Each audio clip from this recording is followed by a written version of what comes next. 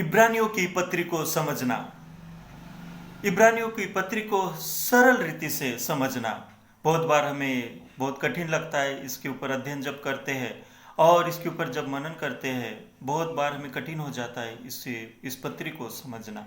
लेकिन आज हम इसे संक्षिप्त में समझने की कोशिश करेंगे। इब्रानियों की पत्री 3 भागों में विभाजित की गई है। एक पत्र है, एक लेटर है जो लोगों को लिखा गया है। उस हिसाब से हमें समझना पड़ेगा, तभी हम इसे सरल रीति से समझ पाएंगे। इब्रानियों की पत्री 3 भागों में विभाजित की गई है। पहला भाग प्रभु के व्यक्तित्व के बारे में बताता है कि वह कौन है, और दूसरा भाग प्रभु यीशु की सेवा के बारे में बताता है, और तीसरा भाग प्रभु के दासों की सेवा के बारे में बताता है। यह पत्री हमें मसीह जीवन जीने में, एक विश्वासी जीवन जीने में हमें प्रोत्साहित करती, उत्साहित करती है। इब्रानियों का लिखने वाला इन सारे लोगों को जिनको लिखता है वो उत्साहित करना चाहता है, और वही पत्री आज हमें भी प्रोत्साहन देती है, एक मसीह जीवन जीने के लिए उत्साह बढ़ाती है। पहले भाग में हम देखते हैं कि पहले भाग में जब उसके व्यक्तित्व के बारे में बताया गया तो पहला उसका व्यक्तित्व दर्शाया गया है, और वह है कि वह श्रेष्ठ भविष्यवक्ता है। दूसरा उसका व्यक्तित्व बताया गया है कि वह स्वर्गदूतों से श्रेष्ठ है, और तीसरा उसका व्यक्तित्व बताया गया है कि वह मूसा से भी श्रेष्ठ है।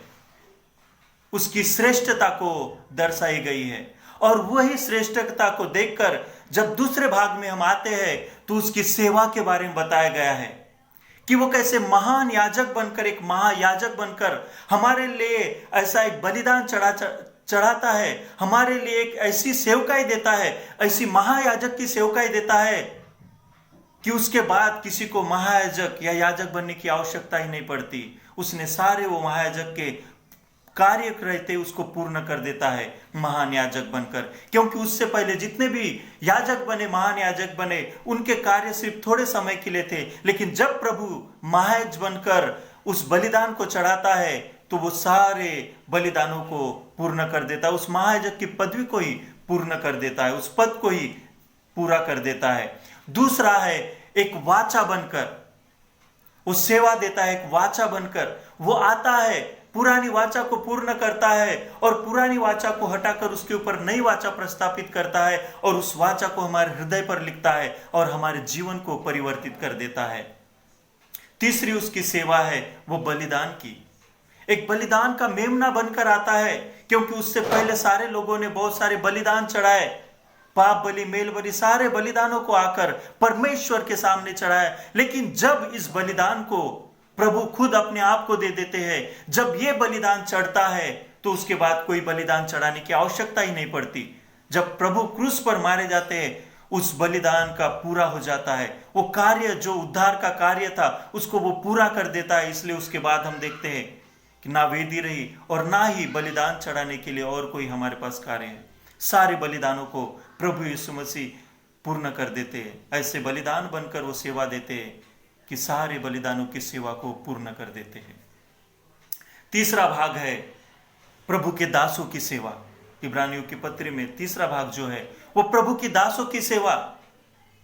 वो इन जब बातों को लिखने वाला लिखता है और उन्हें जब ये प्रस्तुत करता है उनके सामने, तो उन्हें एक आश्वासन मिलता है, विश्वास का आश्वासन, कि ये देखो कैसे प्रभु एक महान याजक बनकर भी आए और महान भविष्यवक्ता भी बनकर आए। उसके व्यक्तित्व को देखो, उसकी सेवा को देखो, और आश्वासन लो अपने जीवन में, और प्रभु में, विश्वास में मजबूत बने रहो।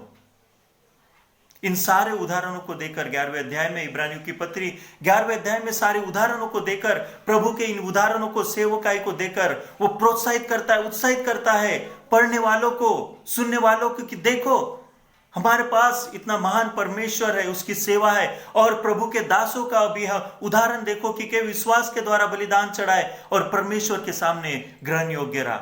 इसलिए तुम भी मजबूत बनो, विश्वास में स्थिर रहो, विश्वास का आश्वासन लो, क्योंकि प्रभु के हाथ से कभी तुम्हें कोई नहीं छीन सकता।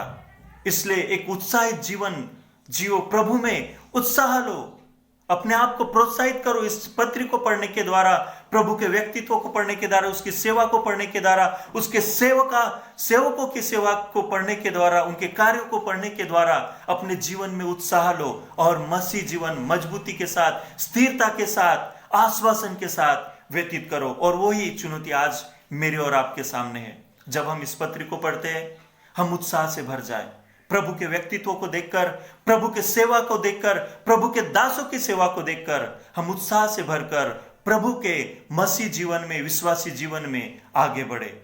परमेश्वर इस वचन के द्वारा आप सभी को आशीष दे।